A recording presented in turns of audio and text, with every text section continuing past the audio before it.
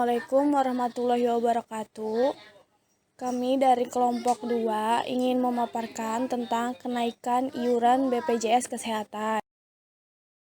Jaminan Kesehatan Nasional atau JKN adalah jaminan yang berupa perlindungan kesehatan agar peserta mendapatkan manfaat pemeliharaan kesehatan dan perlindungan dalam memenuhi kebutuhan dasar kesehatan yang diberikan kepada setiap orang yang telah membayar iuran atau iuran yang dibayar oleh pemerintah.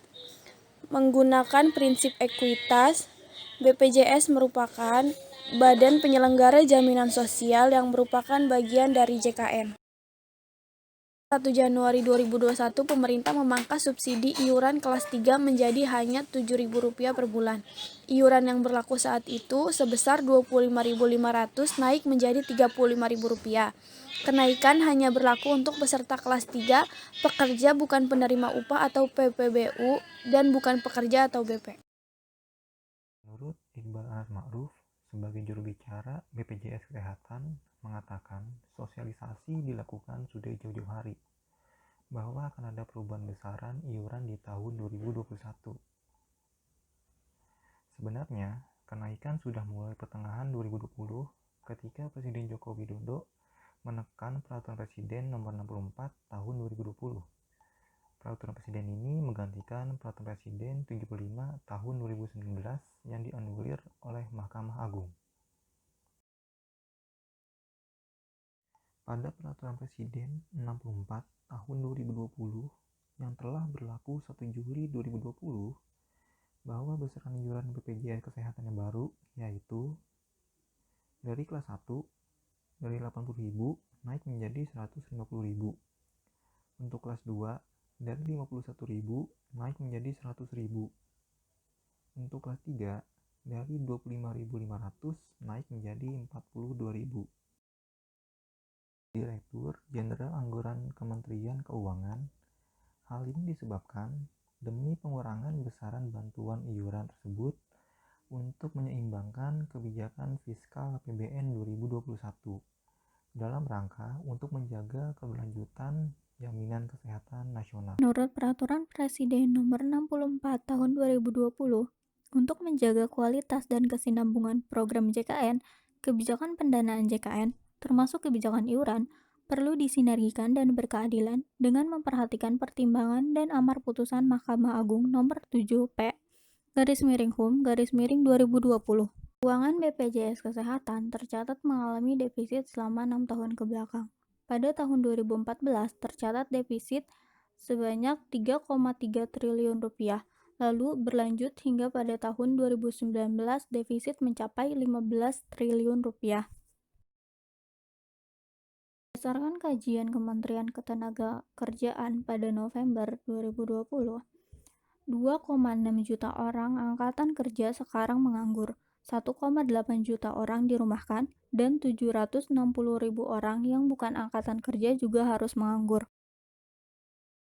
Pekerjaan yang paling banyak terkena PHK, ada sales sebanyak 10,1%, pengemudi sebanyak 7,3%, dan buruh sebanyak 6,7%. Persentase penduduk miskin di Indonesia, dan ada 10 pekerjaan yang paling banyak terkena PHK dan dirumahkan. Yang pertama itu ada sales yang terbanyak, kemudian ada pengemudi, buruh tambang dan konstruksi, tenaga kantor umum, teknisi kimia dan fisika, tenaga kebersihan, pekerja penjualan lainnya, pengawas gedung dan rumah tangga, pekerja kasar lainnya, dan yang terakhir ada buruh industri pengolahan.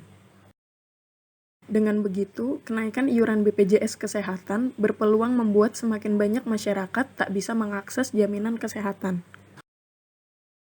JKN yang berbasis KDK atau Kebutuhan Dasar Kesehatan. Prinsip ini berdasarkan kajian pemerintah, korban kekerasan dan narkotika dapat dijamin oleh BPJS Kesehatan, tetapi ini akan mempengaruhi besaran iuran pada JKN dan perlu adanya penyesuaian besaran iuran tersebut.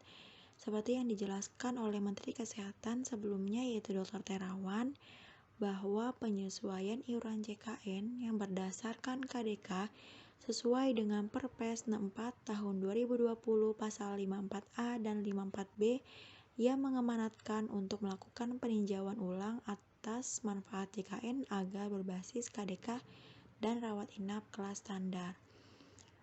Kemungkinan yang akan mempengaruhi iuran JKN karena adanya penjaminan baru yang belum ditanggung oleh BPJS Kesehatan sebelumnya, seperti kejadian luar biasa atau KLB, bencana alam dan non-alam, korban penganiayaan dan kekerasan, serta korban narkotika.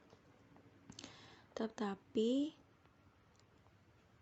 pelaksanaan atau implementasi KDK dengan kelas standar ini baru akan dimulai pada 2022 secara bertahap. Menurut Dr. Terawan juga, prinsip penetapan iuran akan menggunakan metode aktuaria atau penaksiran sebelum ditetapkannya asuransi dan mempertimbangkan pemenuhan KDK, rawat inap kelas standar, kemampuan membayar, inflasi kesehatan, dan perbaikan tata kelola JKN. Menurut pengamat asuransi Irfan Raharjo, ia mengatakan untuk menerapkan kebijakan biaya urunan atau cost sharing, khususnya untuk penyakit katastrofik yaitu penyakit jantung, gagal ginjal, dan kanker, dapat digunakan sebagai solusi untuk menekan defisit. Karena selama ini jenis penyakit ini yang banyak menyedot pembiayaan dari BPJS Kesehatan. Lalu untuk rekomendasi KDK, semoga iuran BPJS tidak terjadi kenaikan yang cukup tinggi karena kemungkinan akan memberatkan masyarakat, khususnya untuk masyarakat yang kurang mampu. Dan diharapkan juga untuk rumah sakit dapat mempersiapkan fasilitas dan infrastruktur yang memadai untuk pelayanan kesehatan mengikuti program pemerintah KDK dan kelas standar. Sekian dari video kami, semoga bermanfaat. Wassalamualaikum warahmatullahi wabarakatuh.